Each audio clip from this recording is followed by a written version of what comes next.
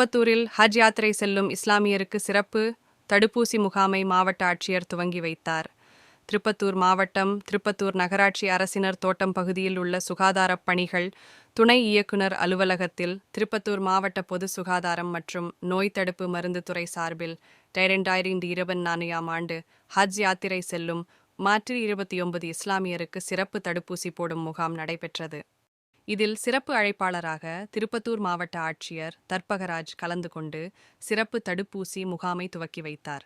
இதில் மாவட்ட சுகாதாரத்துறை இணை இயக்குனர் சித்ரசேனா மற்றும் ஹஜ் யாத்திரை கமிட்டி நிர்வாகிகள் உட்பட பலர் கலந்து கொண்டனர். ஒவ்வொரு ஆண்டும் ஹஜ் யாத்திரை செல்லும் இஸ்லாமியருக்கு தடுப்பூசி போடப்படுவது வழக்கம். அதன் ஒரு பகுதியாக இன்று தடுப்பூசி செலுத்தப்பட்டு அனைவரும் ஹஜ் யாத்திரை செல்கிறார்கள் என்பது குறிப்பிடத்தக்கது.